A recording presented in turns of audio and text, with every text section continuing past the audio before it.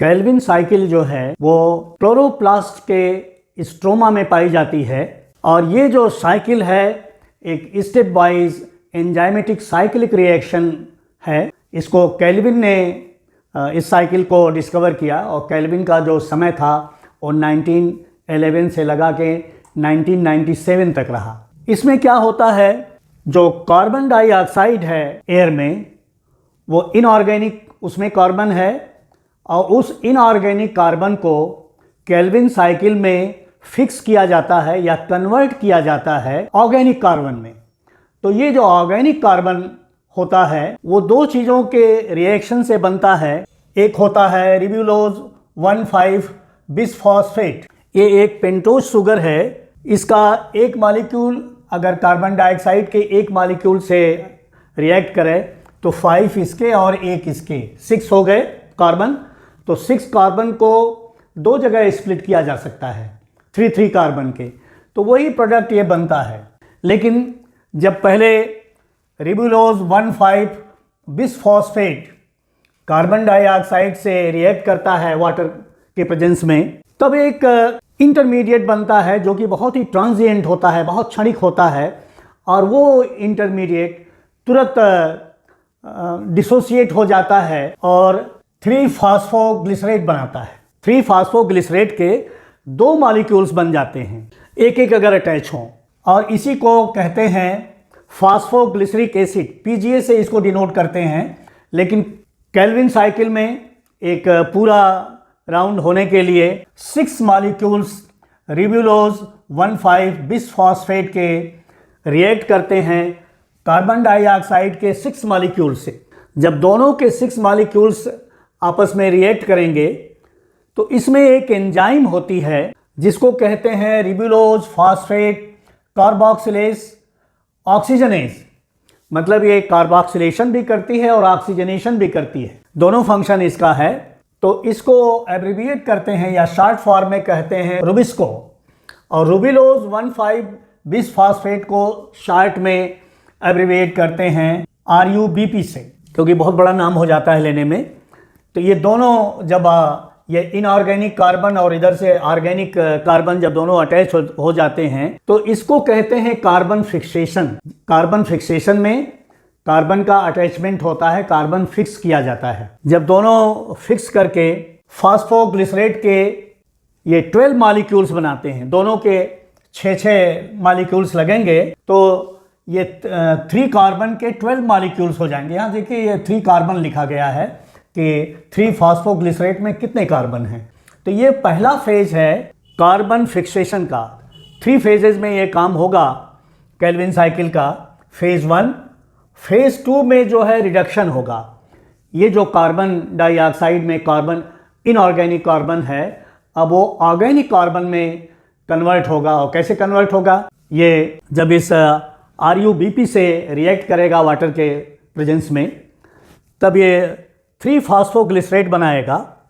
अब इसका 12 ATP लगेंगे और ये एनर्जी रिलीज होगी और ये ADP में चेंज हो जाएगा। तो इसके जो 12 फॉस्फेट होंगे वो 12 मॉलिक्यूल्स में लग जाएंगे। तो पहले देखिए 3 पर है, अब कार्बन नंबर 1 पर भी आ जाएगा 12 फॉस्फेट। तो इसीलिए इसको कहते हैं 1,3 बिसफॉस्फोग्लिसरेट। इसके 12 मॉलिक्यूल्स बनेंगे, ये भी 3 कार्बन है। अब इसको जो है वो रिड्यूस करेगा। जो लाइट रिएक्शन में एनर्जी कैप्चर हुई है ATP और NADPH के फॉर्म में, वो तो ATP की एनर्जी तो यहाँ लग गई। अब NADPH के में जो इलेक्ट्रॉन्स आए, हाई एनर्जी इलेक्ट्रॉन्स, वो इलेक्ट्रॉन्स अब इसको रिड्यूस करेंगे। तो रिडक्शन इसका सेकेंड फेज है, इसमें इसको रिड्यूस करेंगे। अभी देखिए यहाँ से फॉस्फेट निकल रहा है, मतलब इसके एक फॉस्फेट निकल जाएंगे तो अब ये बन जाएगा ग्लिसरल्डिहाइड 3-फॉस्फेट। इसको G3P भी कहेंगे शॉर्ट में, G3P। अब ग्लिसरल्डिहाइड 3-फॉस्फेट के 12 मॉलिक्यूल्स बने। तो अगर 12 मॉलिक्यूल्स बने और एक मॉलिक्यूल में 3 कार्बन है तो 12 3 36, मतलब 36 कार्बन इसमें हैं। अब इसके 2 मॉलिक्यूल्स निकल जाएंगे, 2 मॉलिक्यूल निकल के जाके एक ग्लूकोज मॉलिक्यूल बनाएंगे। एक ग्लूकोज में आप जानते हैं कि 6 कार्बन होता है और ग्लिसरॉल्डिहाइड 3 फॉस्फेट जो है 3 कार्बन का है। तो 3 कार्बन के 2 मॉलिक्यूल निकलेंगे, इसका मतलब 6 कार्बन निकला और वो उसने बना दिया ग्लूकोज का एक मॉलिक्यूल। बचे इसमें 10 मॉलिक्यूल्स। तो इसके अब ग्लिसरॉल्डिहाइड 3 फॉस्फेट के जो 10 मॉलिक्यूल्स हैं मतलब 30 कार्बन हो गया। अब ये 30 कार्बन जो है रिब्यूलोज 5 फॉस्फेट बनाएगा जिसमें 5 कार्बन होगा। अब यहाँ पर फिर इसके 6 मॉलिक्यूल्स हैं और 6 मॉलिक्यूल्स के लिए 6 ATP चाहिए जिससे कि वो अपना हाई एनर्जी फॉस्फेट इसको दे पाए या इसको ATP के ब्रेकडाउन से जो एनर्जी रिलीज होगी वो इसमें जाके अटैच हो जाए। तो अब ये बन गया रिब्यूलोज 1,5 बिस फॉस्फेट, इसके 6 मॉलिक्यूल्स, क्योंकि इसके जो 6 फॉस्फेट निकले वो इसके साथ जाके अटैच हो गए। पहले से यहाँ 5 नंबर पर फॉस्फेट था, अब ये 5 कार्बन शुगर है तो एक तो फॉस्फेट 5 नंबर पर होगा और दूसरा फॉस्फेट जो यहाँ से जाके अटैच होगा वो 1 नंबर वाले कार्बन पर जाके अटैच हो जाएगा। तो फिर से ये RUBP का रीजनरेशन हो गया, रिब्यूलोज 1,5 बिस फॉस्फेट का रीजनरेशन हो गया।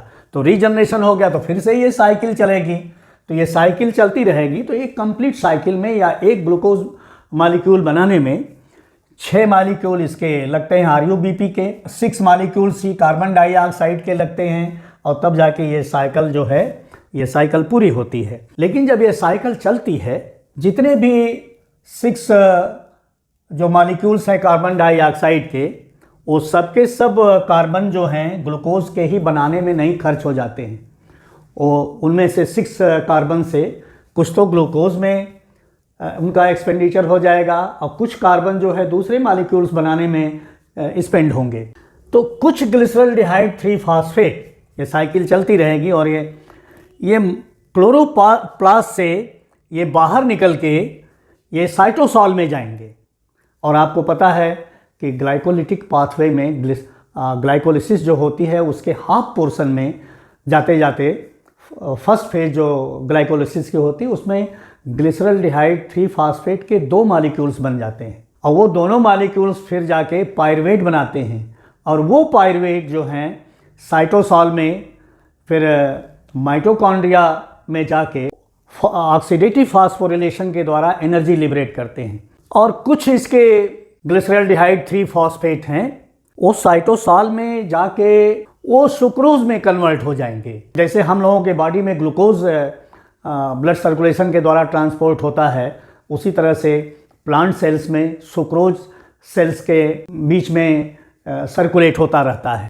कुछ ग्लिसरॉल्डिहाइड 3 फॉस्फेट कन्वर्ट हो जाएगा स्टार्च में और जो कि स्टार्च नाइट में फिर से वो ब्रेक करके शुगर बनाएगा। सब मिला के जो नेट रिएक्शन है, नेट इक्वेशन है केल्विन साइकिल का, इसमें 6 मॉलिक्यूल्स कार्बन डाइऑक्साइड के लगते हैं, 18 जो है ATP के मॉलिक्यूल्स लगते हैं। देखिए 12 यहाँ हैं और 6 यहाँ हैं तो सब 18 हो गया। 12 NADPH लगते हैं, देखिए यहाँ पर 12 NADPH इसके जो इलेक्ट्रॉन्स हैं वो रिड्यूस करते हैं, वाटर लगेगा और इसका प्रोडक्ट क्या निकलेगा, जो 2 मॉलिक्यूल्स ग्लिसरॉल्डिहाइड 3 फॉस्फेट के जिसको G3P भी डिनोट करते हैं, 2 molecules of G3P, 16 phosphate inorganic phosphate, क्योंकि 2 फॉस्फेट तो चले गए ग्लिसरॉल्डिहाइड 3 फॉस्फेट में तो बचे जो हैं 16, तो 16 ये इनऑर्गेनिक फॉस्फेट हो गया, 18 ADP हो गया, ADP तो 18 बचेगा और 12 NADP प्लस ये नेट इक्वेशन है केल्विन का। और जो नेट गेन है केल्विन साइकिल का वो ग्लिसरॉल्डिहाइड 3 फॉस्फेट के 2 मॉलिक्यूल हैं। इसका जो फर्स्ट प्रोडक्ट है इंटरमीडिएट प्रोडक्ट वो 3 फॉस्फोग्लिसरेट है या फॉस्फोग्लिसरिक एसिड है। इसके 2 मॉलिक्यूल्स बनते हैं जिसमें 3 कार्बन होता है तो इसको कहते हैं C3 फोटोसिंथेसिस, C3 फोटोसिंथेसिस भी इसको कह लेते हैं केल्विन साइकिल को।